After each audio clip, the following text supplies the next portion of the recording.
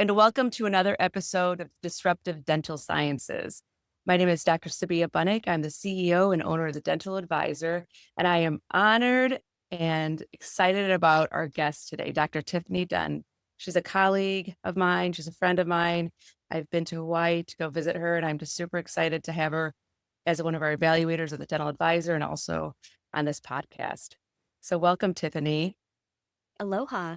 Aloha. Tiffany, tell me a little bit. So I actually came out for Seattle Study Club and did a lecture out on the Big Island, and I got to see your beautiful practice. Tell me a little bit about your style of practicing. Where'd you go to school? How'd you end up in Hawaii? Because we'd all love to be there one day. Great question. Well, somebody had to practice in paradise, right? Right. So why not me? So I ended up going to the Medical College of Georgia in Augusta. My dad was military, and so my parents ended up in Georgia. So that's how I ended up in the South. When I was a little girl, we ended up in Honolulu, and so I did elementary school out there for a little stint, and it always stuck with me. And I thought, that sounds great. I want to grow up, and when I grow up, I want to move back. So I did. I moved out about 15 years ago, going on 16 now. So yeah, it's home. So yeah. Yeah, that's quite a long time. And now you've got a lot of. I also know you as a COIS graduate. I myself am a COIS graduate, and Yes. they call it the tribe, and it's true that Mhm. you really network and you meet your fellow members. But what do you feel? Today's topic is going to be about clear aligners, and I would love to give insight to a lot of the new listeners that we had, especially out of dental school. What do you feel like your COIS training has? What do you feel like it's contributed to your clear aligner therapy that you're doing in your practice? For me, I think it's a lot about occlusion. I think COIS took me above and beyond occlusion. And I think just his occlusal analysis is really great in understanding when to use a deprogrammer versus can it be fixed with just alignment versus do we have to open a VDO or, something along those lines. So definitely, I think the occlusal aspect of it is big. Yeah, and I think a lot of people associate clear aligners with just getting teeth straight. And I do feel like I got my training right out of dental school with one of the companies. It was with Invisalign. And then I did my COIS training along the way. And I definitely feel like that helped take it to a whole nother level where you're feeling much more confident in treating these Completely. patients. And so for those Absolutely. lists, we'll start with clear aligner therapies. I kind of dug into the COIS part, but I'm going to go back to that later too. With the clear aligners, when did you start doing it in your practice? When did you get introduced to it? What systems are you using? Yeah, so I started clear aligner therapy. It was basically Invisalign came in, and I was working for a company at the time. And so they paid for our certification to amp up our, individual practice within their group practice. You don't really learn a lot about the occlusion and so other problems that might be happening. It's more just to make things pretty in a sense. All in all, is it really functional at the end of the day? So now, after doing COIS, I take that and say, well, yes, when I talk about bites and occlusions and fixing things, they want veneers. Well, guess what? We're not going to do veneers until we have a nice solid foundation. And it's about making things pretty. And maybe at the end of clear aligners, you don't even need veneers. But at the end of the day, we have to fix that foundation in order to build on it. So I definitely think that Invisalign clear aligners, it's just all about understanding how to properly set those teeth and where you want them. So like the light at the end of the tunnel, in a sense. I think there's some dentists out there who have decided not to go and start clear aligner therapy, but I do think if you really want to feel more confident about it, definitely do want to, do Pinky, Dawson, Coyce, Spear. I mean, they're all really good and they're all great, and I've personally, I've been a lecturer and I'm sure you've gone to those too. I ended up at Coyce and that's what I know you from. But I think if you really want to get confident truly with all clear aligners and not feel like you're doing a disservice to your patients, you definitely need to understand occlusion because there's so many great benefits. What percentage of your practice would you say is clear aligners? Gosh, oh, that's a great question. I would say I probably have about at least, I'm a small solo practitioner, but I have at least, and mostly I have age 50 plus, 60 plus are my patient base. I don't do children because I have two amazing pediatric dentists in towns. I see teenagers up and usually their ortho has already been done. So it's usually second time around or the older population, their first time ever. And I would say maybe about 30 to 40% I have in Invisalign at the current moment. So most of Amazing. them are just to unravel that crowding because they can't floss, and we're talking perio, and it's pretty transforming. And what system are you currently using for clear aligner therapy? I am doing the Invisalign. And have you tried any other systems on the market? No, I haven't personally. I do have colleagues that have tried other clear aligners, and they're very happy with them as well. Yeah. And just being part of the dental advice, we've looked at a lot of different systems as well. And Invisalign's been around. I mean, I think they're very geared into what the GP wants, as well as some of the other systems out there. But I think to your point, there are people who are using other systems. And as long as you go all in and understand, the limitations of those systems or the software of those systems, I think you'll be really successful.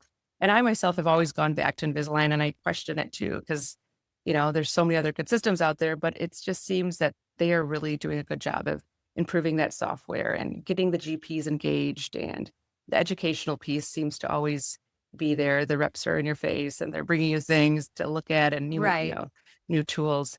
And are you scanning, or what kind of system are you using to capture the So clear aligners? currently I am using scanners. I started out doing old school impressions, so I've done Mhm. both aspects. However, I do have a iTero 5D and a Lumina in my office, so they are both phenomenal scanners, and it just takes the gag away from the patient, and Definitely. yeah, so And are they're they really doing nice. their scans in the hygiene room? We're not quite there yet. I would Okay. love to be. No, but it's basically my assistants that are doing it, and we're trying to implement that as well as just the wellness scan. Sure. So it's a slow growing thing. I have Yeah. a couple of hygienists, but one's part time, the other's full time. So it's just trying to implement that and get that You should motivated. try doing is I've got this young girl, she's about 21, or she's 20 years old, and she's been with us for a year, and she actually works up the front, she floats at the back. And I told her one day, I'm like, Harris, I'm like, come back here, learn how to scan. And she did it in like 2 seconds. We have the Lumina too, and it's just so easy. And Yeah, it's funny, these like young gamer generation or whatever they are, they can just, so fast. it's so fast. So, but that has been a game changer for our practice too. And I was just talking to a patient yesterday, and she had gone to other dentist, and she's getting her implant right as soon as we're done. And she was, looking for a different dentist. Her dentist retired, and she was just so grateful. And she was a little bit older too. And she's like, I'm happy that I'm doing this now, but I wish somebody would have identified these issues. And so anybody who's interested, like, these scanners are just such a great educational tool. And when you take Huge. that with the background of knowing about occlusion, I mean, you're doing such a service for your patients. And those are the feel good moments where you're like, yes, like things are, Absolutely. you're changing, you get them out of pain. So for us, clear aligners has been, I would say, I don't know about you, but for me, if I think about the 18 years I've done dentistry, I think the most profound procedure, is doing clear aligner therapy. Like the thing that's giving me the most, I go home and I like high five myself or That my like husband, or yeah, satisfaction. that Yeah. satisfaction. There you go. It's it, definitely the clear aligners. And so where did you look to get more training? So I actually have a colleague of mine at full disclosure, and he is a lecturer and he's on the faculty of Invisalign. So he does a lot Awesome. of lecturing there, and he actually comes in and practices with me with Invisalign. So he does go around and give pretty detailed high-end lectures. And I mean, to sit in on one of those, it's just mind blowing. The amount of knowledge and to know what you can do and what the capabilities are with the clear Right. aligners is amazing. Now, what do you do? Are you one of those, do you like attachments? Do you like to use attachments, or do you try not to? I try not to. I find a lot of because like I said, I have the older patients. Right. I shouldn't say older. I should say more seasoned There you patients. go. They definitely don't appreciate the attachments, but sometimes when things are just so stubborn and you need that movement, and you tell them like, "Look, I'll compromise with you on these next 5 trays. Please, let's just put this Yes. attachment on. Let's get through this."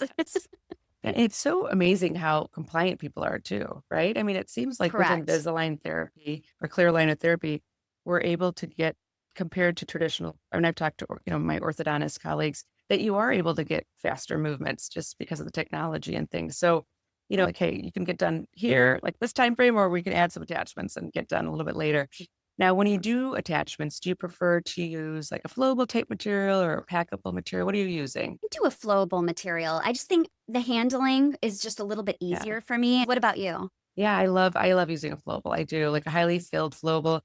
I started using Tokiyama's OMNICHROMA, I love them. I love Yeah. that. And it just because it does have that chameleon effect, it blends in with any, and so that's the thing. Like if you have a attachment and people can see it, and it's maybe, you got to be careful too what composites use. Some stain more than others. So I find with the OMNICHROMA, it's really not picking up the stain and it matches well with the surrounding dentition. It's held up really nicely. Yeah. And then, of course, if we have crowns and whatnot, then we'll use a porcelain etch system, like Pulpit's got a great one that we use. So when you mentioned you've got an orthodontist that comes to your office, Yeah. correct? Yes. And so, Well, he's a okay. Oh, general perfect. that has just gone above and beyond. He did general dentistry pretty much for his whole professional career. And over the past, I would say 10 years, he's just hit the ground running. And he's like, clear aligners is my life now. And Awesome. that's pretty much all he does. Awesome. Now, what patients would you refer to your orthodontist, or what has this done with your orthodontist relationship? And I know that's what people wonder too. Like, Right. are they going to be Right. mad? Like I see them and they're in my community. Like what happens? Right. I guess the main thing is there are so many patients to go around that my little tiny little population isn't really going to. And a lot of times I spare him from some of those patients that he may or may not be a good fit over there going in with a bunch of teenagers that are getting their Sure. Invisalign. And I have a, 72-year-old that wants Invisalign and. So I do still refer to my orthodontist, especially younger, even though because I don't see a lot of younger patients, but if I do, I'll typically, throw him that. Or if it's really complex or a surgical or something along those lines, that's what the specialists are made for too, right? That's why they went to the extra school. They handle those extra complex cases. And I have had a heart-to-heart with my orthodontist, and I was like, I don't want you to think I don't like you. I'm just Right. trying to, run my practice, and I have somebody that comes in and sets up the way that I want the occlusion to be able to restore. It's not saying that you can't. You just have a lot of different clinicians that are referring to you as well. So it's, Exactly. Yeah. No. And, yeah. the really good orthodontist. I mean, I've got one that I work with closely, Dr. Brandon, and he's like, Sabiha, if you need help, like I'll help you. And those are the ones where it's fun. Yes. And so I think you're right. Same. There's Yeah. enough for everyone to do, and then you get those patients who are like, I don't want to do anything outside of your practice. Like I just want to Right. stay here. And Yeah. do you have any boundaries with like what or limitations on cases that you won't address with Invisalign or clear aligners? I don't actually, because I feel like everybody has a solution. It may not be the most cosmetic solution, but say this person is coming in and their jaw is misaligned or something, Mhm. something is totally off. I think everything is fixable in a sense that we can at least alleviate. Maybe they get a little bit more chewing surface and they Mhm. can floss between their teeth. But I mean, I think everybody can benefit from it, even if it's just minor movement. For me, I see a lot of patients that get a little bit of recession, and it's just because the teeth are tilted inwards. If we just can Exactly. tilt them outwards, Mhm. game changer. All of a sudden sensitivity is lessened, and it's a win-win, Wait, not so much of a cosmetic thing. no, and there's so many. I would love to follow like our patients who are maybe around our age group. You're younger, so you know.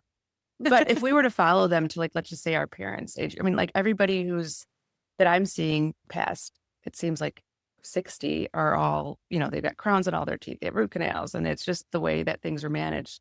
And so when I talk to my patients, I tell them, I'm like, listen, like this is a short-term investment, but it's for the long term. I Long mean, term. you're not going to break those teeth that we would, normally see if we didn't fix your bites. Exactly I mean, I right. feel like we're doing such a service to these patients. And it's a kind of a Absolutely. running joke in my community because I grew up in Ann Arbor. And so a lot of my patients are my friends. We'll go to like a gathering or a sporting event and they all have their retainers like, oh yeah, it's Invisalign. But I'm like, no, like you should be thanking me, really. It's not that I'm getting you guys all to do this. It's actually the best Absolutely. thing that you could be doing for yourself. Yeah, for that W- longevity for sure. have you ever heard of anything called like Invisalign fatigue or clear aligner fatigue, where people are wearing them for just too long and they're just done at a certain point? It's certain cases, maybe those with the elastics or, Hmm. something that takes it's a little bit more intensive treatment that takes a little bit longer. Yes. But for the most part, we give it about the 1 year rule. We try really hard to do everything with a year or less.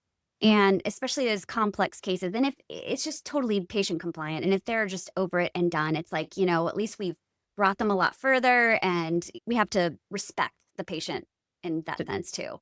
Definitely. And I was one of those cases, and I say that because I'm like the worst patient. I tell everybody that. Like they always Same. like I've been in Invisalign forever. I know. I'm like, do as I say, not as I do. Like, Right. So if you were new graduate, what would be some words like, what would you tell your old self or any new graduates that are coming to dental school? What would you say if they're looking at doing, they want to be the super GP? What's your most ideal path for somebody coming out of school? I mean, it's almost just find your passion. Like, what is it that speaks to you? Like, are you interested in subspecializing in, children, even though you're a general dentist? Or are you wanting to do more clear aligners? Are you wanting to do the cosmetic route? There's all Mhm. kinds of paths you can go. I had one of my girlfriends go through oral maxillofacial pain specialty. There's all kinds of Right. these little subspecialties, Sure. that you can kind of specialize. I chose that AACD world. I wish I could have told my younger self, start with a Dawson, a Spear, a Coyce earlier, Hmm. because I truly feel that dental school gives you that ABCs and you're able to write sentences and maybe make some paragraphs. But what you really want to achieve, I feel like, is be able to write paragraphs that turn into chapters, that turn into books. So, Absolutely. And yeah. also, there's that debate too. Do you go right when you're done with dental school, or do you wait, have some failures, and then go back? Right. And if you don't do a residency, I didn't do a residency. So I learned from those failures. I felt that taught me a lot of things that Hmm. I was missing. I had a lot of gray areas, and that Sure. helped me guide to figure out where I wanted to go. Absolutely. And one kind of last question here, and then we can kind of open up if you have some questions for me. And how about your team? Do they enjoy the workflow? Like how involved are they? Is it like when they see Invisalign cases on a schedule, are they happy? Is it creating a better environment for the team? So we pretty much make one full day an Invisalign day. And that's Nice. from start to finish of everything. Like, we have 3 chairs going, and it's consults in one chair, and then our checks and adjustments and all of that in other chairs. So it's just, for us, that's how we run it. It's just the once a month. And yeah, you get the occasional, oh, someone needs to come in for a scan, or an attachment came off, or whatever it might be. But no, we're pretty much always the cheerleaders, in a sense, for those Mhm. patients. Like, every time you see them and you give them that refinement scan or a new set of aligners, they're like, wow, it's tight again. Great. That means you're moving. So Yes. we And always think about it as just being like that extra peppy that for them. So no, I found that it's we could sit there and just like be in the grind, or you could be, Invisalign kind of, for us, we mix it into our day, and it does offer like a little break in the day where we could sit and talk and look, and we're not just sitting there and drilling, and so right, it's a right. nice It kind of is a break for nice, us. yeah. And then how about refinements? What do you feel, what percentage of your cases do you think you end up going to Guiltily, refinements? I hate to tell you, but I do a lot of refinements just because Okay. things may just barely need to be Yeah. tweaked. And patients are like, if it's just 3 more trays or it's 5 more trays, fine. Right. What is your protocol then? So you see the patient, they've agreed to do Invisalign, you do their delivery appointment, and then how many trays do you generally? So that, let's just say they have 20 weeks of trays. What is your protocol? So we normally give anywhere. It depends on how hard of a level it is, and we tell them, make sure this is what we look for on tracking. If something isn't seating all the way, come back to us immediately. But most of the time, we give about 8 weeks worth at a time. Sometimes a little more if a patient travels, a little less if it's a Sure. harder case. So it just I guess about 2 months worth. What do Yeah. you guys? Same. We do about 8 to 10 weeks. Yeah. Yeah. And if they're a little bit older, if we're just trying, or there's just some of those patients where you just want to make sure that things are being attentive to them and their needs. And so you'll bring them back a little bit sooner. But for the most part, people are busy, and they love coming. We have that conversation of like, if something comes off or if things don't feel like they're fitting properly, like, please call us or send us a photo, and someone will get back to you, or you can pop in. But it's been a really interesting journey as far as incorporating it into your practice. But Absolutely. I like the idea of doing like maybe a one day and getting that done. So I did want to ask about IPR and your thoughts on interproximal reduction, and if you're utilizing it, what tools you will find that make it So easier. I'm not a huge fan of IPR. I'd rather just move teeth if I can, just expand, assuming the bone can allow us to expand. But those needs of the IPR, yes, I do have to do that. It's actually my colleague that will go in and do, and he has a special little, I can find you the brand. I Probably can't quick remember. strips, I think. We have those, but this actually Okay. goes on a slow speed. Okay. And it's a diamond and it just goes right in between. And it's like for a hot second, because we're not doing, crazy amount of Right. IPR. I mean, I know there's times where Invisalign will give you proposals of 0.5, 0.5, 0.5. It's Yeah. just, that's like, Way okay, too we're not much. Right. collapsing. We're going to go ahead and expand 100%. instead. So we change. So yeah, the least amount of taking away tooth structure possible is how we want to go.